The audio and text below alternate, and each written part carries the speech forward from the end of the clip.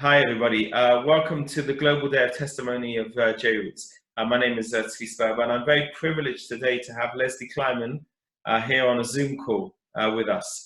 We saw Leslie's movie last night, and we asked Leslie to come back this morning before the siren in Israel to be able to give us some more insight into his life and a couple of messages that he wants to be able to give over to us. Number one, the people who are going to carry his torch and carry his story. Leslie, it's just before Yom HaShoah, before the siren, here in Israel, and people are going to be going out onto their balconies because of Corona, or standing on the side when the siren goes off. As you know, all the cars come to a standstill, and we're going to remember and we're going to contemplate what it means to have lost so many people during the Holocaust, what it means that your family perished during the Holocaust, and to carry your story from here onwards. So would you tell us a little bit about your family, who they were, where you came from? Maybe give us a bit more of an insight of where you grew up and how you grew up. I grew up on a very small village in the Carpathian Mountains, which belonged to Romania, but it also changed sides. There was in 1940, we were changed to Hungary, because Romanian Jews actually did not come to Auschwitz. But the Romanians itself, nothing to do with the Nazis, they actually murdered 250,000 Jews. But this was upper class, near the border of Russia, Bessarabia, Moldova, that area. So, but lucky enough, during the war, the Romanians never touched the Jewish people. And this is why I've got these pictures, because my father had two brothers. One was a shaykhid in Ploiești, which is the where the refinery is of oil, and the other one was in Bucharest. And they both, after the war, they both went to Israel. So they both survived, and thankfully they had a photo of your family. Yeah, but I still lost 190 of my family altogether. There was 190. 3 of them actually survived from the 190. One was Chaim Ernst, and funny enough, his son, Moshe Ernst, he actually became the great rabbi. So, but I never that flew as my father, but anyway, became the Vishnitzer Rebbe became. So anyway, because he married the Vishnitzer daughter. Right. So your father was the rabbi in the small town that you came from. A small town, but being so small town, being small village, he was also the moil, and he was also the Bar Tefillah, who actually done the prayers. So he was the cantor and the person who did the circumcision? Yes, and he was a moil. And I asked my father, where did you learn to be a moil? He said, you were the first. I was the first. Anyway, so we lived in a very poor ways, but you know what? I tell in schools, we were the happiest people. Because we didn't have any carpets, we never had any linos. We just had the soil on the floor. And every Friday afternoon, my mother bent down in with her knees and made the mud look nice for Shabbos. Then she lit the candles. I can still see her doing it. I got very miss my mother, but my father was a bit very strict in his ways. I was scared of him many times. But now, realizing why he wanted me to be the same as him. And I said to him many times, he got children, but he can't all be what you want. They got all different minds. Our God tells us that. So I don't know why keep on at me, all the time. Now, unfortunately, the dark clouds as well, but there's no way will I be a shaykh. I told him, because I love animals too much, and I would never cut an animal. And I was learning the Talmud, and he said when the rabbi took a baby calf to schieten, to kill him, and as he turned him on his back and rubbed his neck, and you could see in his eyes. I was reading that, seeing in his eyes that was the calf was actually in tears. Right. When I read that, I thought I was right about it. I would never eat meat. Anyway, so this is the type, we had a hard life. But my father never got much money, so they used to give him a dozen eggs, or they gave him chicken, and things like that. And we had a few chickens in the back anyway, and we had some geese, because he had a big front, So, and then we also had a goat, and this goat gave us enough milk, because when my cousins came to visit us, I remember them, they said to my mother, I can never forget it. She said, how do you live so poor? My mother said, I'm the richest person alive. Rich? Where? She said, I got 8 children and they're all healthy. And that was all the thing meant to her. Now you were together with your mother and your father and your siblings pretty much throughout the war, because the Hungarians with the Carpathian Mountains only came in. In 1944, they came in. It was just after Pesach, 2 days after Pesach. And lucky enough, we could have Pesach still, together with my father. 1944. They took my father first. And they told lies that they're sending him to Russia to work in the trenches, which was not true. I met many people in Israel who were with my father together, and they told me that he was in Auschwitz. And I saw his name as well when the books. I saw his name, I saw my mother's name there, and I saw my older sister's name there as well. So they told us lies all the time, And so they took him away. That's the last time I saw my father. And my mother was crying. I remember standing next to her. And she said, I'm not sure if I'm going to see you again. And my father said, Hashem is going to help us. I'll be back. But my mother was right. And that is when he gave you the priestly blessing. Yes, he gave me the priestly blessings. And that's and the blessing I never forgotten it, and I pass it on even to the Gentiles. I pass it on.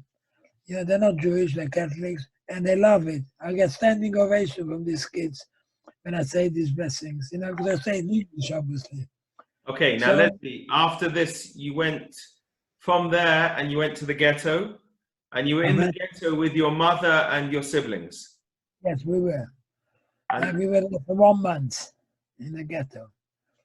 But it was very hard there as well, because we couldn't. My mother, although she made, instead of clothes, she packed in a suitcase. She packed all foods, biscuits, pastrami's, all smoked stuff, so it lasts longer. She was worried about the children. Sometimes I managed to get underneath the fence and get out into the town and bring something. I managed to do that. I never got caught, so Hashem was always with me. I can tell you. He always looked after me, even in Auschwitz. So anyway, and then we had. I tell you what, people are asking me, where do you get all that love? I says, from home. Yiddish people have lots of love. I want to bring in Yiddish people because there's anti-Semitism about as well, and I want to show them in a diplomatic way that I feel like I'm representing the Jewish people when I go to schools. And I say to them, I give them a blessing and then saying how important it is, that we're all human beings. We should care for each other. Just because we have got different religion, that shouldn't make any difference. And I want you to grow up, respecting each other. We respect you. I respect you for what you believe, but you should be able to do that as well.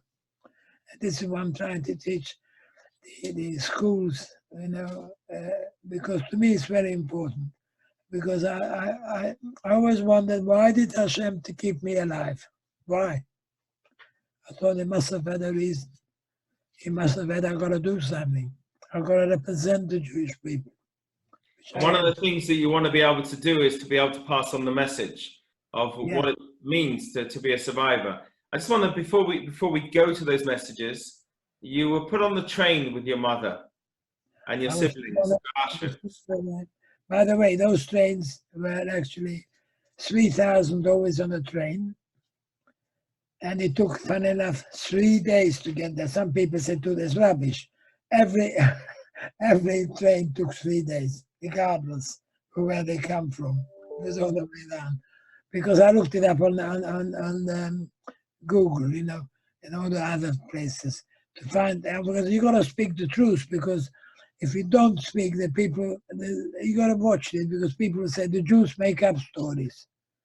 And I don't want to hear that. Can you tell me something about being on the train, Leslie? What it was like to be on the train with your mother? Maybe the last words your mother said to you?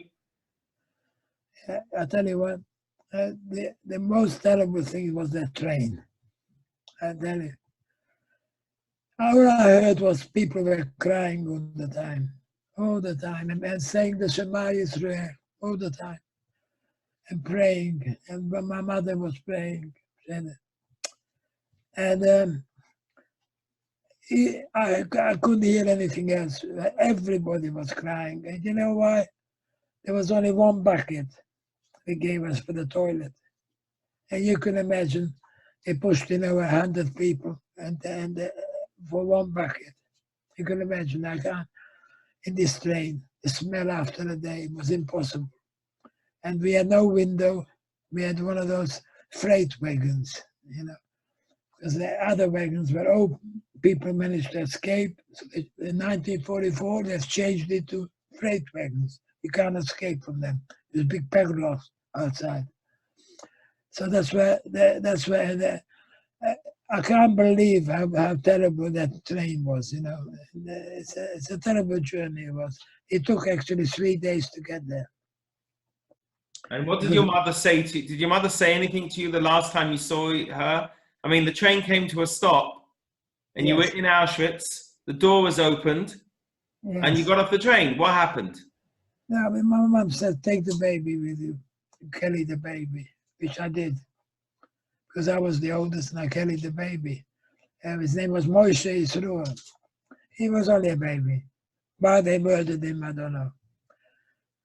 But anyway, it's to be a Jew, you know, we forget and we get over it and we still believe. I've never lost faith in the Judaism, never. Right.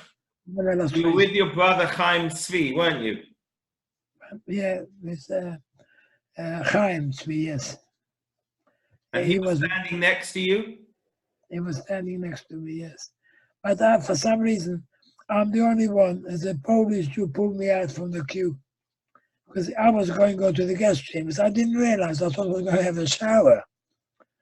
And he pulled me out. And again, I think Hashem tried to save me for some reason.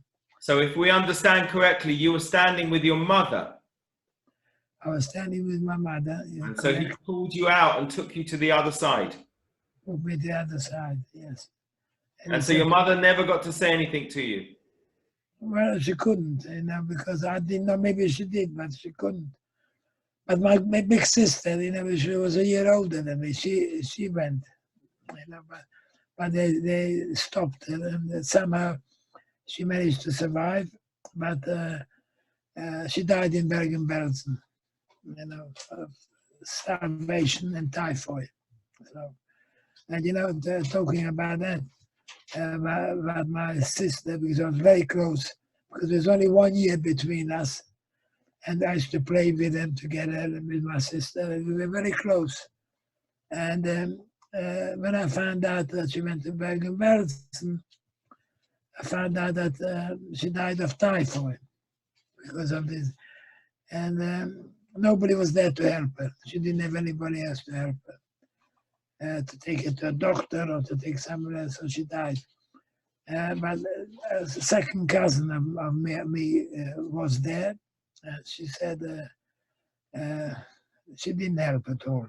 Sorry to say so. She could have tried somebody, but... So you found yourself all alone in Auschwitz now, okay?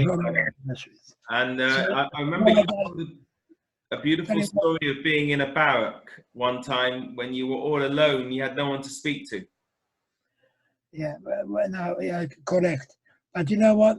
I was not alone in some ways, because I remember crying to Hashem and asking Hashem, you know what?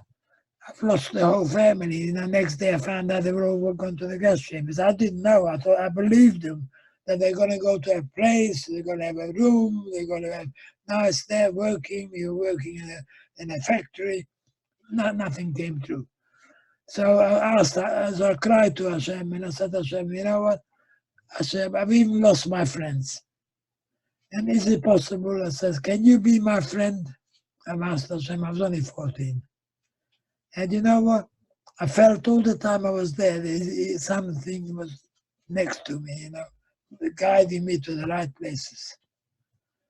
Right. And this is what, if you have a strong belief, this is what happens to you, you know. But I never dreamt that I would never survive. I knew I could survive, because I managed to eat the grass, you know, that's much, managed to drink the snow, you know. So I knew I could survive there, you know. So, but I was never annoyed that Hashem put us in that way. Right. Now, I mean, thank God you survived. I survived it. And you have 75 years ago. 75 years ago. No? 75 years ago. And Baruch Hashem, okay, you survived, and we've had the privilege of going on many, many journeys together. We did. Actually, it was the best thing Hashem sent me. I love both of you, I tell you. And Naftali tried. People ask me, where do you become so spiritual? They go, where do you get so spiritual? I said to him, there's the rabbi called Naftali. I was with him, and somehow I got spiritual from him. Okay. So if you remember, we were standing in Auschwitz one time with Dr. Gobetz from South Africa, if you remember. Oh, yeah. And he came up with an idea, which was a beautiful idea of a life for a life, which we ran the campaign. I heard it from you. You were the one, the first one to tell me. And I thought it was so interesting. I tell it in schools as well. Okay. To be able to replenish the world, even of your siblings who unfortunately, were murdered there. Now, if you I feel I must represent the Yiddish people. I feel like something like Moshe Rabbeinu, you know. I just want, you know, they should have a good name. There are a few of them actually causing problems, but there always going to be a rotten apple somewhere. So, but most of them, you know, because I like most of them. I like the Hasidim and I like the non-Jewish ones, if you know what I mean. So there's no hate in me whatsoever, you know, for anybody, you know. So, but there's definitely not for Jewish people. Because Leslie, the world today is unfortunately, number one, going through Corona, which is very, very tough. But it's also, we've seen a rise in anti-Semitism, correct? Exactly. And if as a Holocaust survivor today, what would you like to give us as a message that we should remember and take with us on Yom HaShoah? I tell you the truth, I don't like upsetting nobody, and I'm very diplomatic, and I speak with love to these school kids. And I say to them, you know what, we are all human beings in the end. You know, God made us all the same. And what separates us is religion. And I say to them, you know what, that's okay, there's nothing wrong with that. But when it is wrong, we should respect each other. We should care for each other. And this is not happening. This is it's happening that they're starting to hate of us again, all coming back again. So I want you to grow up and think about it. But, you know, because I speak from my heart to them. And the mothers come up to me, they say, you know, the speech you've done is unbelievable. You know, and I do it diplomatic way, I do it a nice way, you know. I don't do it because this is the only way you can get them, and you speak from your heart. You mean what you say. You don't just stand up. And they look at me all the time. I speak for an hour and a half sometimes, and they say, the man stands up doesn't have a piece of paper in his hand, and he speaks for 1.5 hours, and we can hear him. I said we could be allowed to hear him 3 hours if it was on. And it's just, I teach these youngsters, it's unbelievable. One of the kids who was only 10 years old, and I done a youngster, So I told the headmaster that Holocaust education that doesn't want me to speak, they're too young. So I told the headmaster I can't come again. He says, Leslie, you've been coming here 8 years, and these kids are waiting for you. You can't do that. And there's one boy here, he says, who heard you 8 years ago. And you know what? He still speaks about you. You got such an impact on these kids. Unbelievable, he said. When I speak to half a dozen, he says, I can't keep them quiet. You spoke to 52 young kids, and they never said a word. You could hear a pin drop. He says, I said, because I speak to them like if I was their grandfather. That's why I speak to them. So you're out there spreading the message of respect and love to everybody. Yeah. Okay. Yeah, we should respect each other. Just because we're Jewish, it doesn't have to be hate. So today, Leslie, being Yom HaShoah, being a Holocaust Day, as you know, we in JRoots have taken your message and made it into a film, and we've also made sure that as many people as possible have heard what you've had to say. I want to thank you so much for giving your time to us. Thank you. Over the years and today as well. Yeah, thank you very much. Thank you for asking me. Because I tell you what, I saw a lot of interviews the last few days, but never me. So I thought, I got JRoots, don't worry.